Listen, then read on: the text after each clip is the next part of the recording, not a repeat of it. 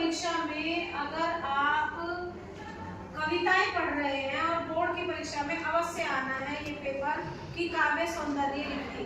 अब किसी भी कविता का काव्य सौंदर्य वो आपसे पूछ लेंगे और काव्य सौंदर्य में आती है आपके व्याकरण की जो पाठ होते हैं, जैसे दोहा, छंद, अलंकार, समास और उपसर्ग और प्रत्यय, ये सब चीजें आपकी काव्य सौंदर्य में आती हैं। तो आज हम आपको बता रहे हैं कबीरदास जी के पाठ का काव्य सौंदर्य।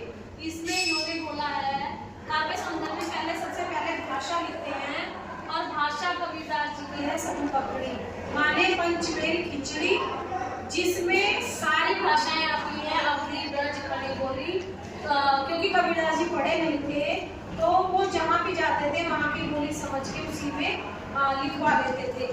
दूसरा आता है उनकी शैली। शैली उनकी उपदेशात्मक थी। उन्होंने उपदेश दिए हैं दोहों के रूप में और साखी माने साक्षी, ईश्वर को साक्षी मानकर उन्होंने अपनी कविताएं हम तक पहुंचाई हैं। प्रतीकात्मक का प्रयोग होता है कि उनके जो दोहे थे उनके दो अर्थ होते थे। एक अलौकिक अर्थ होता था जिसमें उन्होंने ईश्वर को एड्रेस किया है और एक शाब्दिक अर्थ होता है, जैसे कस्तूरी कुंडली बसे मृग ढूंढे बनवाई, तो हिरण की कुंडली में कस्तूरी है और उसको पता नहीं चल रहा है। दूसरा उन्होंने प्रतीक बनाया उसका कि सब मनुष्य के अंदर भगवान है लेकिन हम देख नहीं रहे। तो डबल मीनिंग का अर्थ होता है प्रतीकात्मक शैली। और फिर उनका भाव पक्ष था, उसमें उन्होंने समाज सुधार के लिए अपने सारे दोहे रचे और नीति और ज्ञान के दोहे थे। नीति माने उन्होंने जिंदगी जीने के लिए नियम सिखाए, हमें कैसी जिंदगी जीनी चाहिए उसके नियम सिखाए और हमें अपना जीवन किस तरह से गुजारना है उसका ज्ञान सिखाया कि अच्छा जीवन गुजारने के बाद ईश्वर कैसे प्राप्त होते हैं, मोक्ष कैसे मिलता है, ये उन्होंने बताया कबीरदास जी ने। दूसरा दार्शनिक विचार।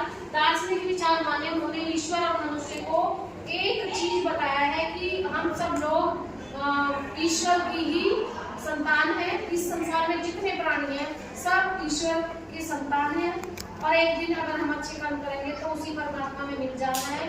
तो लड़ाई झगड़ा जात बिरादरी ये कुछ नहीं होता है, बस एक इंसान को दूसरे इंसान का दुख दर्द समझना चाहिए। ये कबीरदास जी ने दार्शनिक विचार उनके हैं उन्होंने बताया। इस प्रकार ये हुआ कबीरदास जी का काव्यगत सौंदर्य। Thank you.